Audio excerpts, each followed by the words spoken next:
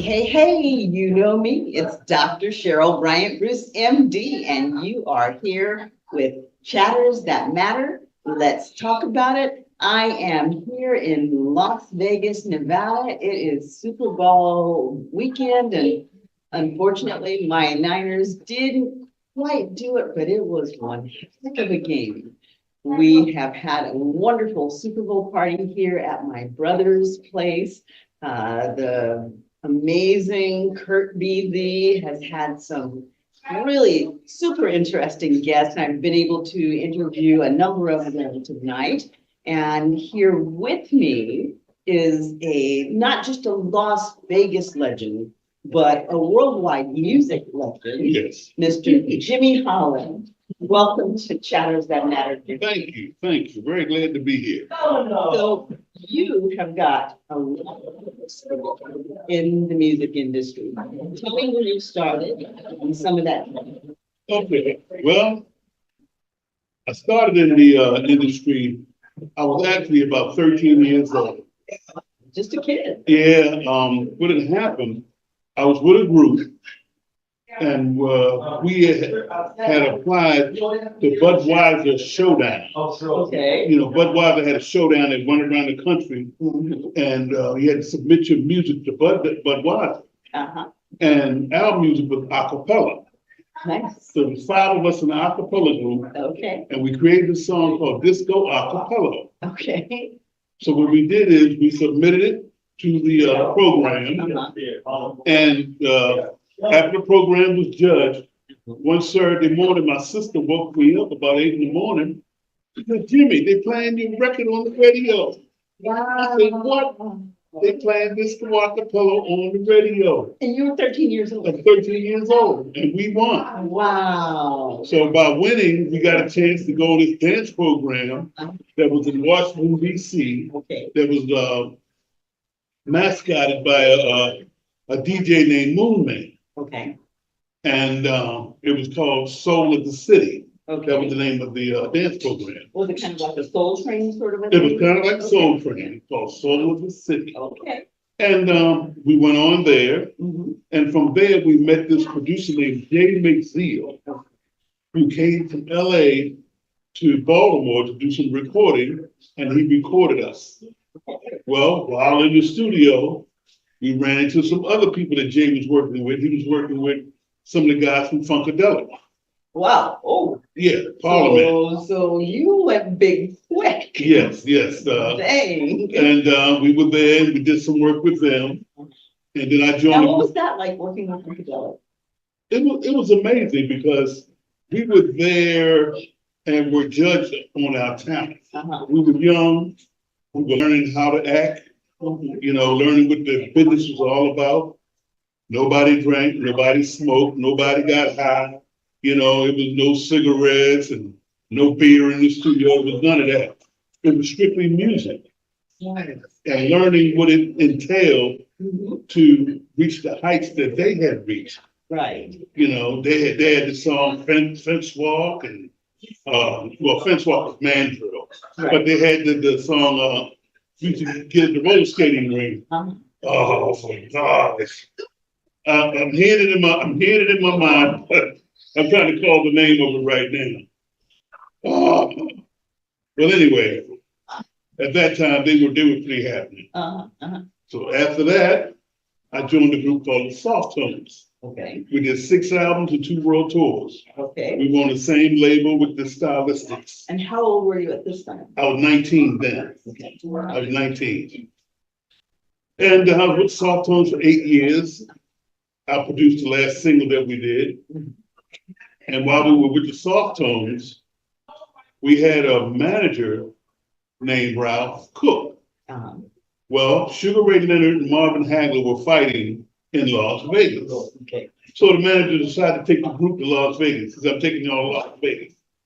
So he brought us to Las Vegas. So when we got here, I went into the Riviera, Uh-huh. and there was a young lady named Ellen Silver playing the piano at the Riviera. And I'm sitting there, and a lot of the songs that she was doing, I was singing. She said, you know these songs? I said, yeah. She said, come on up here on stage with her. I went up on stage with her and sat in for 2 sets. Wow. So then, It wasn't just 1 or 2 songs. My God, we're on camera. So I sat in for 2 sets with Ellen Silver. So Ellen says, well, Jimmy, if you come back out here, I'll talk to my manager and see if I can get you some work. So we went back to Baltimore. We did another dance single with the soft tones. I produced it. It was called Listen to Your Heartbeat. Oh, I remember that song. Yeah. Yeah. Yeah. And the producer of it was named Patrick Adams. Okay. He did Dana Dane, the Cover Girls, Salt and Pepper, Every D and the Boys, Right. and LL Cool J. LL Cool J. Yes. You know? This was up in New York. Okay. Queens, Long Island City. Right. So now you're really playing in the big league. Yeah. Okay. So And you're how old here? You're 19. okay, so you're still 19. Yes. And Well, during the course of I was with the soft tones for 8 years. So right. This was toward the end of me being with them after 8 years. So I guess I was about maybe 27 okay. at the time. All right. Okay. Yeah. So, you just kind of, from the time you were 13, you've been progressively stepping up bigger and bigger. Yes. And I mean, I think one of the things to point out here is, even though you started quite young and you had some good breaks early, we're talking about from 13 to 27. So this is not an overnight thing. I mean, these kids get the impression because people hit these stages and they have these hits and all, and they think that it happened overnight. Because you don't see all the years of work that go into it. You got to stay dedicated and you got to avoid distraction. There's a lot of distraction in the business. So what you have to do is concentrate on what you want to do. In fact, one of the things that we were told to do was take a pencil and paper and write down your goals. Write down the goals that you want to accomplish yearly, what you want to accomplish in a couple of months, that you want to accomplish that particular day. That was that a good game. I mean, well, think about it. Would you rather cheat one that way or one where they just, it was like 44 hours? My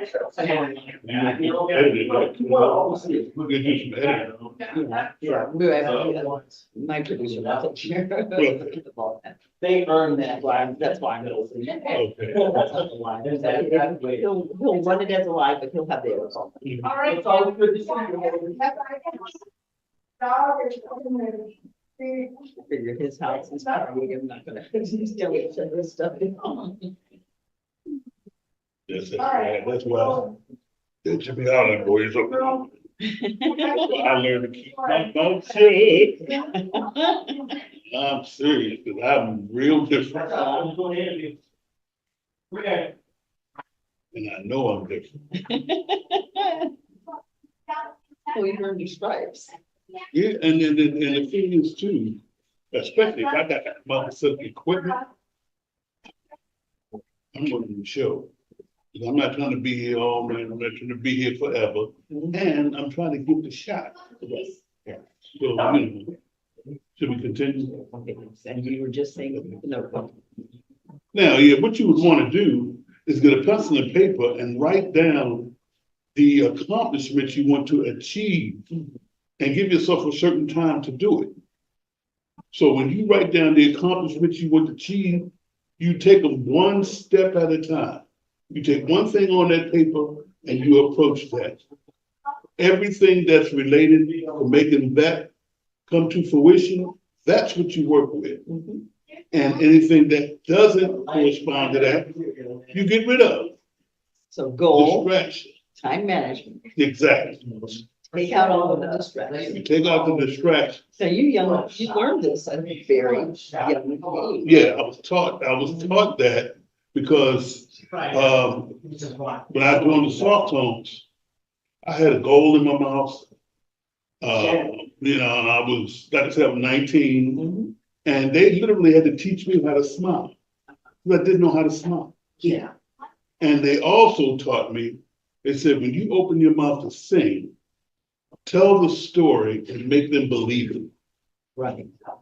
So if you said, if you're not going to do that, don't sing. So that's what I learned. And it was always serious. You know, it was fun, but it was also serious. Yes. In fact, the very first rehearsal that I had with soft tones, it was wow. I go to the rehearsal, they got a full live band, lead, bass, drum, keyboards, horn section, percussionists, and it was 3 singers besides myself. Okay. But the very first rehearsal, I didn't sing a note. I'm sitting Okay. there watching. And At the end of the that rehearsal, was the training portion yes. of it? And at the end of the rehearsal, the leader of the group came to me and he had the album in his hand. And it was What's Going On by Marvin Gaye. He said, I need you to take this album home. And the song, What's Going On, I need you to learn it. Okay. Come back the next rehearsal, which is 2 days from now.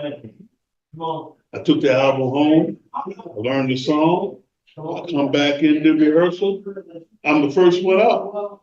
The band starts playing the song, I start singing the song, I know all the words, and I'm in the middle of the song, and the leader stopped me. He said, hold it, right there. He said, bring me that album cover. So I walk over with the album cover, and I'm holding it, and this is the cover that Marvin Gaye has on like his plastic coat. And it's like raining. Right. And he's like looking up in the rain and got Right. a look on his face. I remember this. And the leader said to me, he said, look at this man. What is he thinking? I said, huh? He said, what is he thinking? He's asking the question, what's going on? So I looked, I said, yeah, he's wondering about the Vietnam War. He's wondering about what's going on in the world with hunger and famine. I said, yeah. He said, look, I need you to sing this song, make me believe it. So now here I am, 19 years old. I started singing the song. Midway through the song, I got tears rolling. I'm crying. Tears were rolling. Connected with the song. And when he saw the tears, he said, that's what I'm talking about. He said, every time you open your mouth to sing, that's what I want to see. You have to connect. Yes. You have to connect.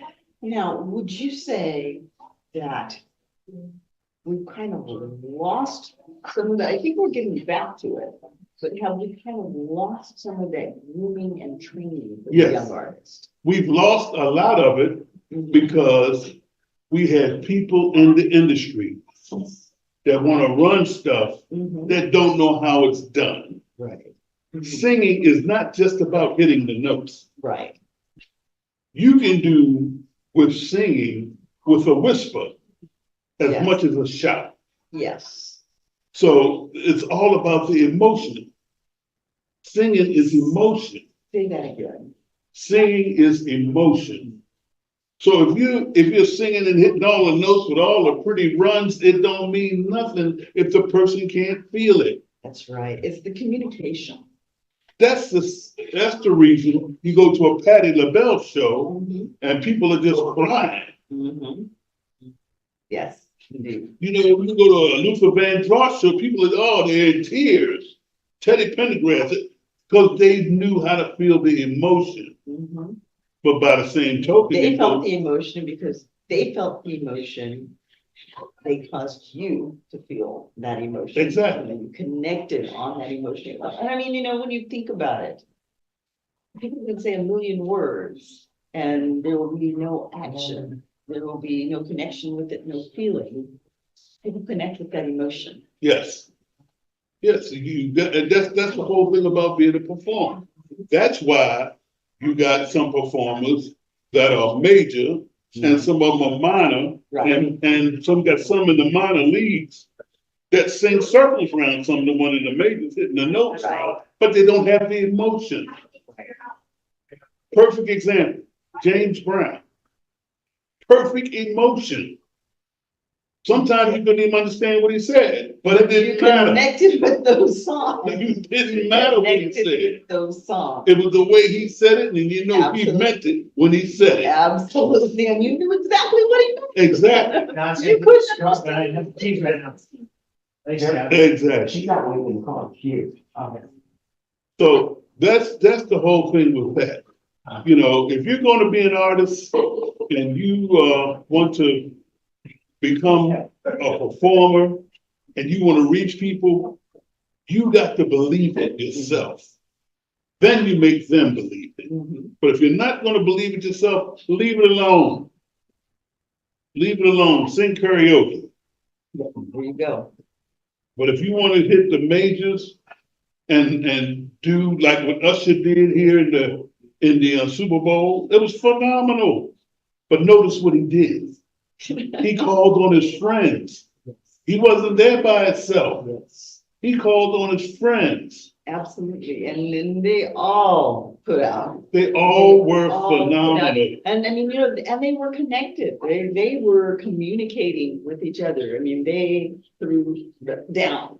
They just straight threw It's down. a team sport, believe it or not. Mhm. You know, it's no individuals, it's a team sport. Mhm. You know, and you got to know when to lead and you got to know when to back up. That's right. Now, being a performer, if you can't sing background and follow somebody, then you can't lead. That's right. A good leader will always be able to follow. Mhm. So that's And the way that's that goes. whether it's music or Yes. or business or the military. Right. A good leader has to know how to follow. Yes. And a good leader has to know how the folks that he is leading or she is leading, how they feel, what they're doing, what their pain is. They need to have a plan too. Mhm. And you need to stick to the plan. Do not get distracted. You don't need a 40. Mhm. You don't need marijuana or cigarettes. You don't need that. Yeah, let's talk about that because you have not just a decade of history, you have 5 decades basically of history behind you in the entertainment industry, working with some major players. And, you know, people think, oh, well, when you're involved in the entertainment industry, you know, you have to do the booze, you have to do the drugs. It's part of the culture. Have you ever done this? I mean, has No, I've it never done been it. part of your culture? I've never in the done it. industry? And I've been on stage with George Clinton. Okay. Mhm. And we know George Clinton, what he likes. Mhm. You know, I've been on stage with Neil Diamond.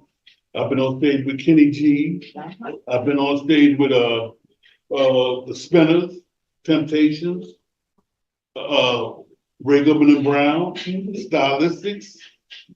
So, and I mean, I perform with them, Absolutely. you Absolutely. know, but they also realize that I do my job. Yes, When I hit the stage, there's no problem. I don't have to be told how to act. right, I don't have to be told when my part comes up because I know it. right. You got to study. Young people, you got to study. You got to study. Have to have that professionalism, have to have that discipline. Yes. Now, I mean, the music industry is a tough industry, but I have a sense, I mean, you know, the music industry has always eaten people alive. Right. It's not an easy industry, but it feels to me like people have better coping skills. And I think that part of it is that training, that grooming Yes. that they were being given. Yes. Do you see a big difference between then and now? Yeah, the big difference is a lot of the training and grooming has gone to the wayside Mhm. because the people that are running the industry these days, some of them, they're all about the money. Right. And the money doesn't teach you how to act. Mhm. You know, they don't know about, you know, you can hit the notes, but it's not about singing the song. it's one thing to hit the notes. It's another thing to sing. You gotta sing the song. You gotta sing the song. Exactly. You gotta sing it. So that's what's important. And the discipline comes with that. Another thing I was taught, young people, get dressed. Do not come to the stage in jeans and a t-shirt. It don't work. Not if you're planning on trying to make this your living. People appreciate when you dress up for them. The effort. And smile. Okay? Pay attention to what's going on. You know what I mean? I've dealt sometimes with artists that got all the talent in the world, couldn't stand in front of an audience because they couldn't stand to look at the audience. But the minute someone in the audience has a negative frown on their face, they begin to be upset. Yes. Yeah. This whole disc culture, he or she is disrespecting me. Right. And so I'm going to stop my concert. Yeah. And address that. Yeah. For me, that feels so unprofessional. It's like, if he or she is disrespecting you in the front row, Ignore. you don't see that person. You've got an entire theater Right. full of people that you are performing for. They pay good money to see you do your best. Exactly. Why let one fool in front? You got 500 people in the audience, and you focus on the one lady down front that's frowning. Look at someone else. Look at your band members. Right. Pay your attention somewhere else, because the minute you pay attention to what's going on out there with that person that's in a negative mode, it affects you, and everybody can see it. Yes, absolutely. They're going to hear it and they're going to see it.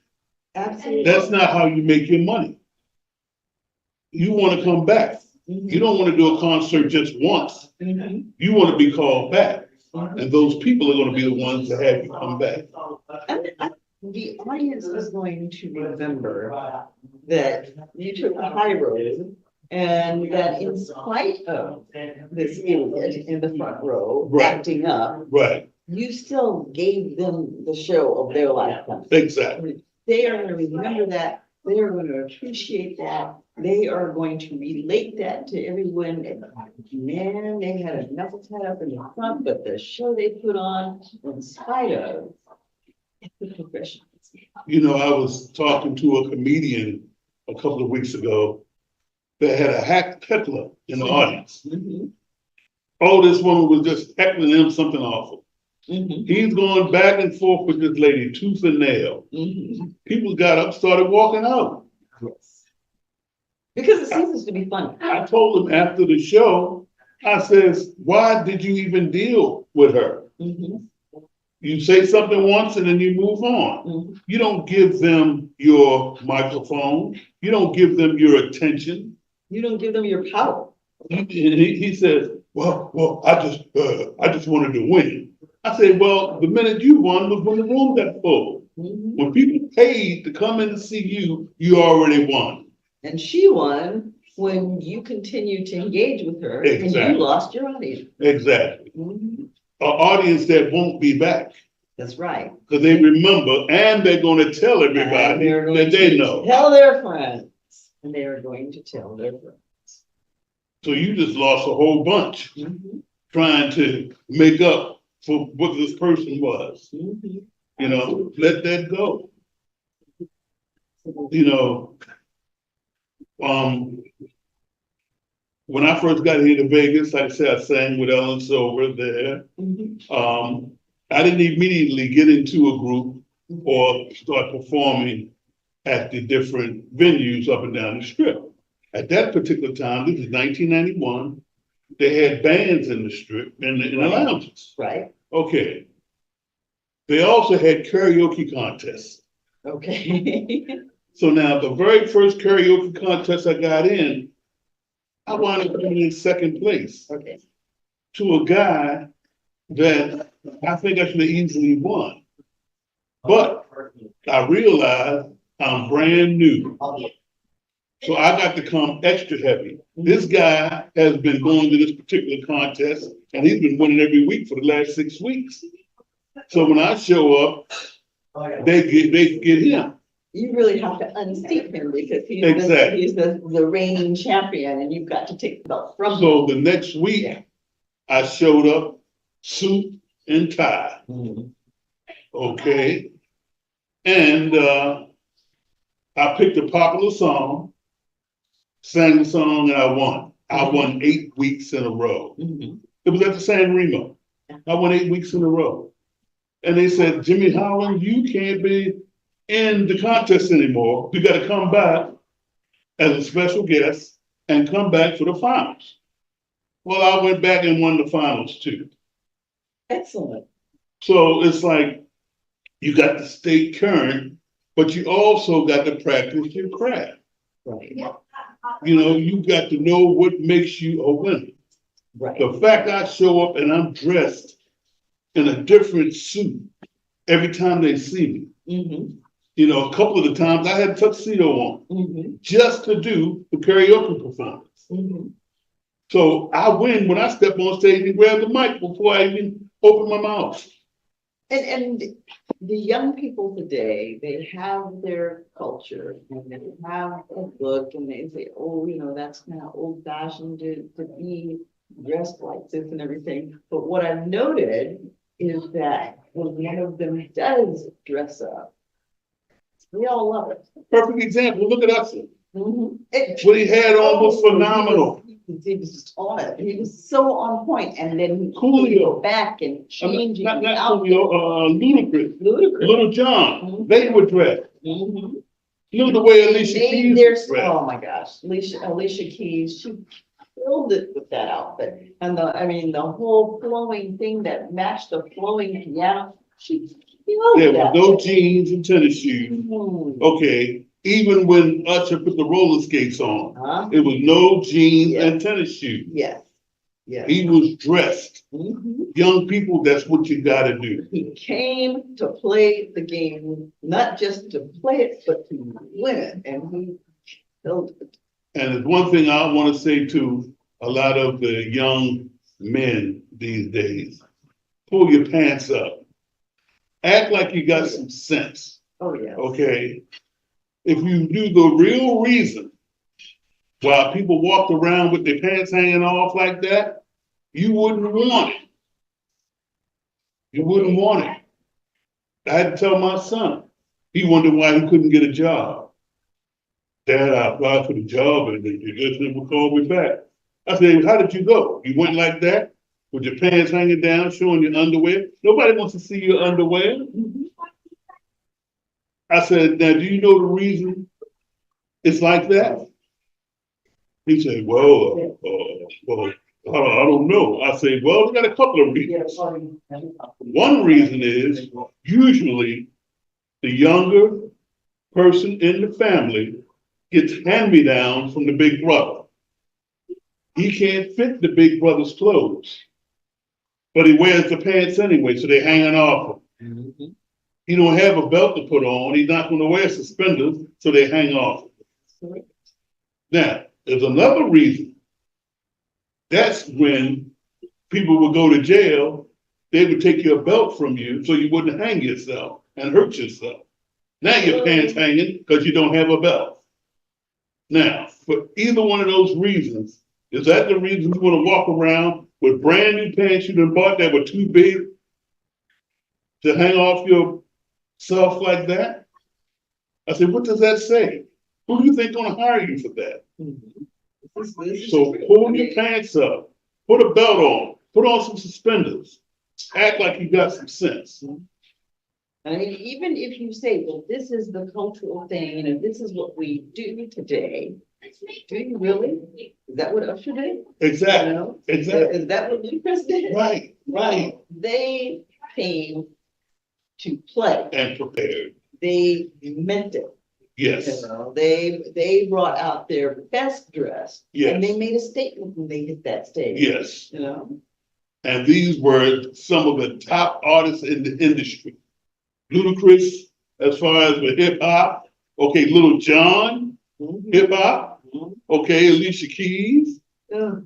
It's just beautiful. It was, I mean, You got to dress I up. was so proud of them. I mean, they were following in some big footsteps, and I've been kind of following the talk, over the past few weeks as we were leading up to this, and it was almost like they were questioning whether Usher was ready to do this. Right. And Usher was like, I'm ready. I'm bringing my A game. I've got my best game. There's no doubt in my mind. He was taught and he was groomed.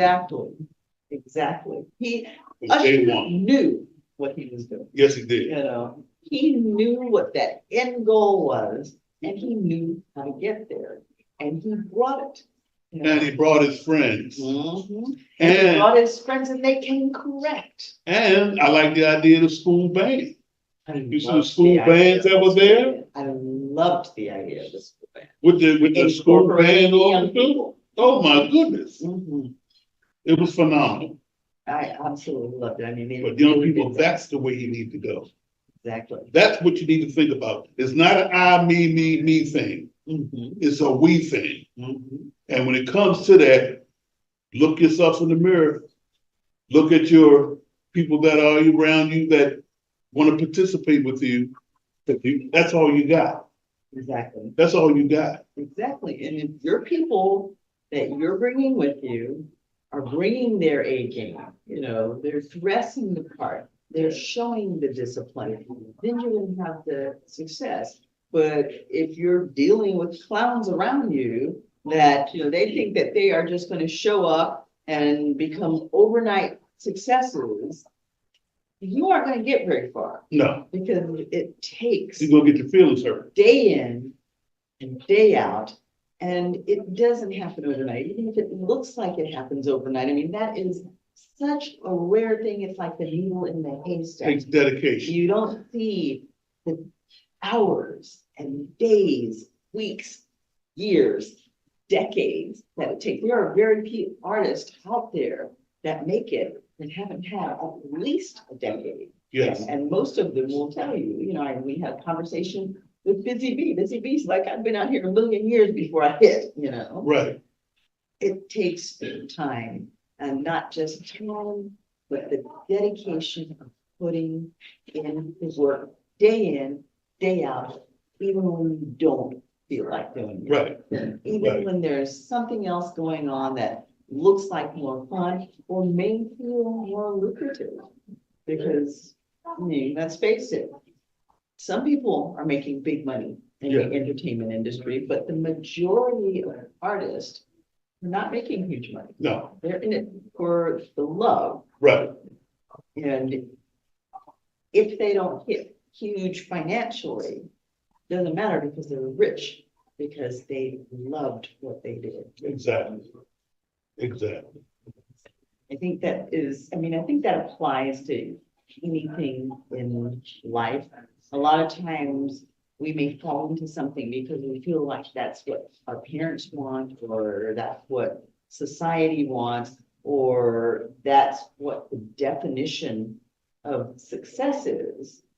But if you don't love it, at the end of the day, your life isn't going to be very full. Right. But if you have something that you're passionate about, that you love, if you wake up every morning, and when you wake up, music is in your heart, then you're a musician. And whether you make big money from it or not, it's a part of you that makes you rich. And another thing that makes you rich is your health. You need to take care of yourself. Absolutely. Okay?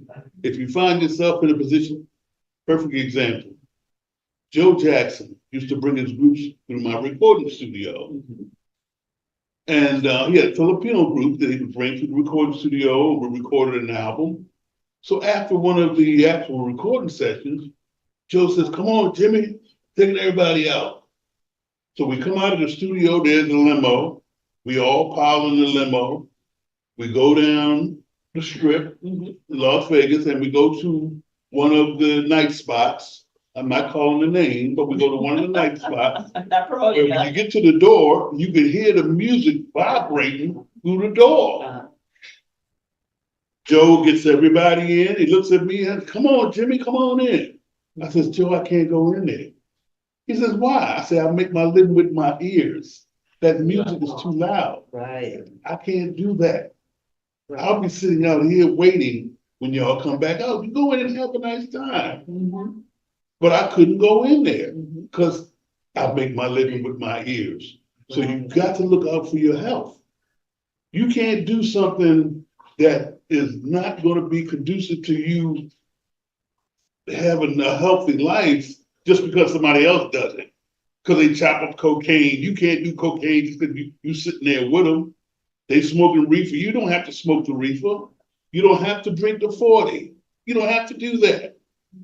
But you can still be in their company. I've been in the company of all of them. And I've never had a problem. You just got to be yourself. You get respected for being yourself. You get respected for keeping your health the way that you want it. Because you got to be healthy in this game. Because doing a 90-minute show is not easy. It's it's like running a marathon. Absolutely, absolutely. And then when you're doing it night after night after night, Exactly. you see these people on tour, and I mean, the fans get furious 6 with or them 7 nights a because, week. okay, she's on this big tour. I paid this big money to see this big artist, and they're canceling the show because they're sick or because they're tired. That stuff is grueling, Right. And that doesn't happen that often that they're going to have you back. That's right. When I was in Greece, I was at the Regency Casino with the Temptation Act. We were there for 15 weeks, 7 nights a week. Mhm. We did a 45-minute show, 7 nights a week. Mhm. And you better be prepared every night. Absolutely. And then sometimes you're doing 2 shows on the same day. We Yes. got a matinee show. Yes. And meeting and greeting. Mhm. Absolutely. And then you're on the road, you may have a rehearsal thrown in there. So Yes. it's a grueling schedule. So for all of It's you work. out there thinking that you want to go into entertainment, it looks like celebrity fame, fortune, the whole bit, and you're just going to roll in there because you're fabulous. Think again. It's work. Think again. It's hard work, and you may not hit it big. The odds are you are not going to hit it big, so you better love what you do. And another thing you need to realize is called show business.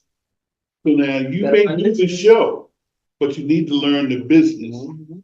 That's the reason a lot of a few major artists that have had multi-platinum hits wound up broke because they didn't do the business. Mhm. They were so distracted in one way, shape, or form, whether it was the beer or the reefer or the cocaine or the women or the men, Mhm. that they didn't pay attention to the business. So the people that were handling them, so-called managers, Mhm. gathered all their money that they'll never get. You And got to learn the business. part of learning that business is learning how to maintain your health.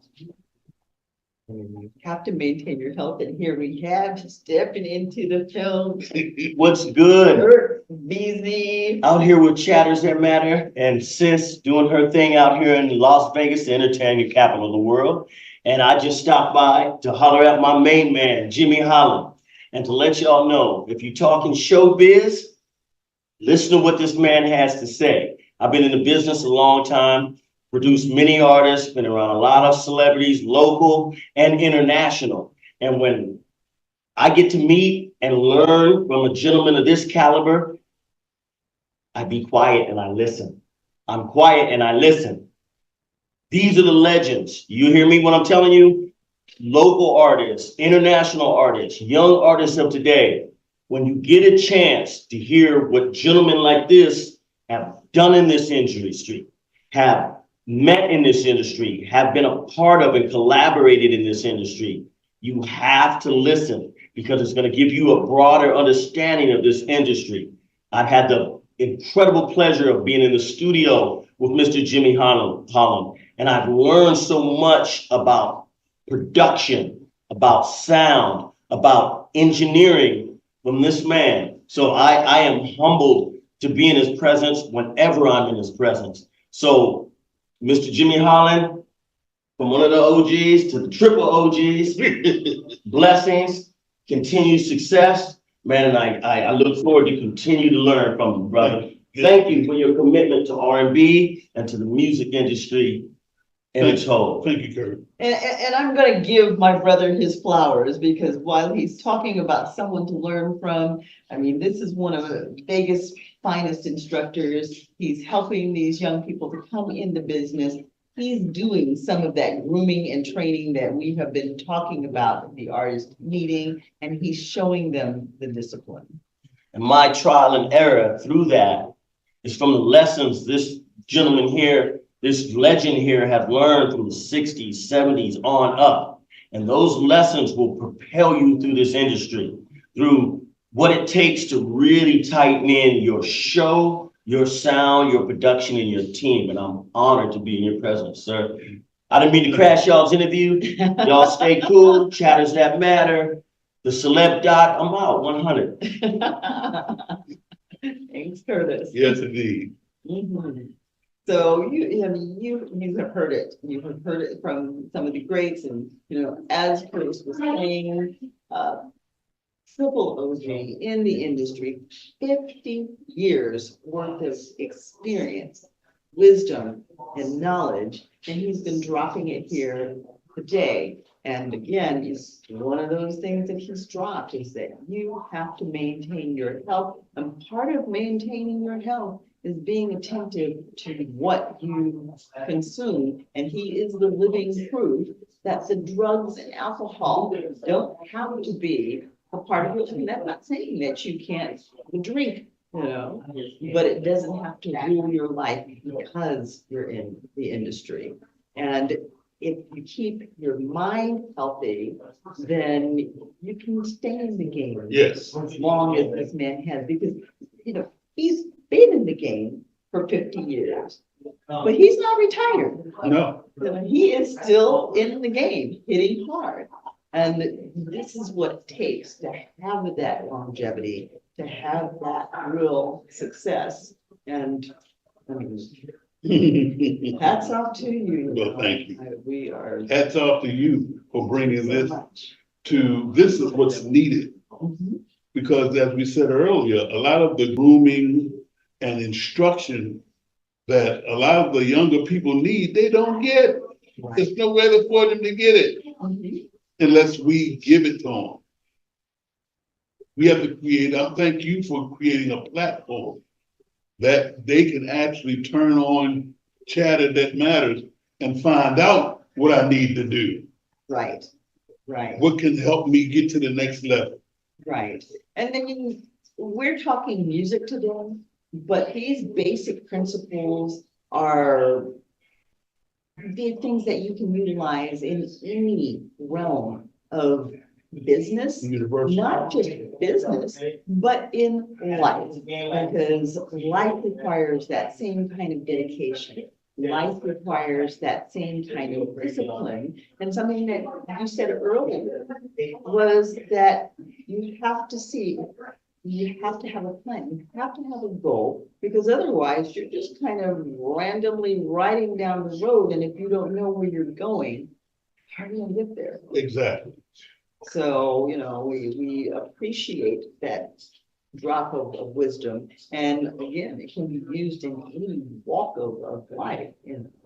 So these things that we're talking about with Chatters That Matter, even though it may be focused on in music or any kind of other area, these are life lessons that we're talking about. And these are things that we need to really thrive, because we don't want to go through life just surviving. We want to have a fulfilled, purposeful life.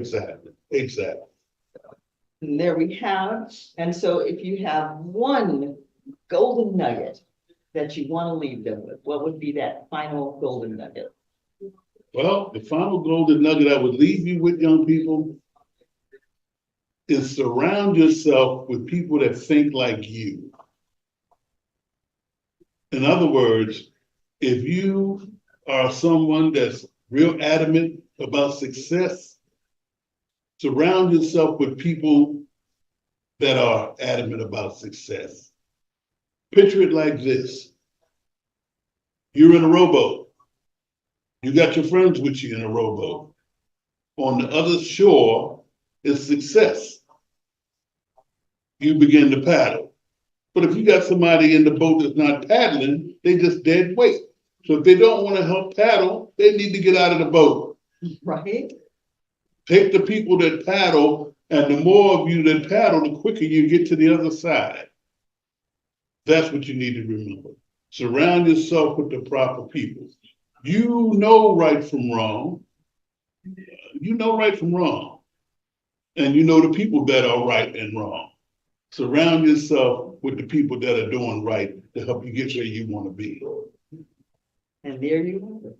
So we have had the spectacular Jimmy Holland dropping knowledge.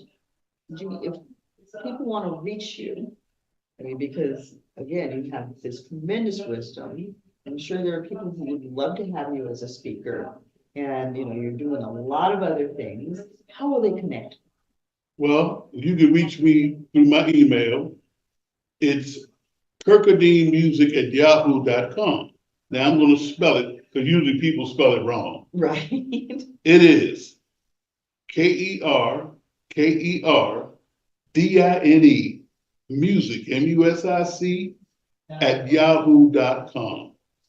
And we will put that up on the site. Hurricane will put that up on the site. So if you didn't catch it, it will be there. And again, just as always, if you need to reach him and you don't have that information, you can always reach out to Hurricane or myself, and we will make sure that we connect with him. He does not have social media, so this is the way that you are going to need to reach him. But we do have social media, so again, you can always DM us, and we'll make sure that you get to it. So you've been listening to Chatters That Matter. We thank you for joining us. We hope that we gave you some drops that you can take out with you, share them with friends. Invite your friends to come back and join you in watching the show Monday, Wednesday, 6 p.m. Pacific Standard Time, pretty much everywhere you want to find us. We're on all of the visual platforms, whether you go to YouTube, Instagram, I don't care where you go, we're going to be there. But not only are we on those video programs, we are also on your radio broadcast. You can catch us on Spotify, you can go Sirius, wherever you want to listen to that radio. Monday, Wednesday, 6 p.m., 9 p.m. That's 6 p.m. Pacific Standard Time, 9 p.m. Eastern Standard Time. And we are on YouTube, Evergreen. So come back and join us, hit those likes, send those messages, share, bring a friend back to watch us. We thank you for being with us for another week. This is Chatters That Matter. Let's talk about it. Thank you to our talent manager, Ricky Aaron, and to our producer, the awesome Hisham El-Nati, Hurricane H. Chatters That Matter. Let's talk about it with Jimmy Holland. Peace out. Hello, I'm Jimmy Holland, and you have been listening to Chatters That Matter.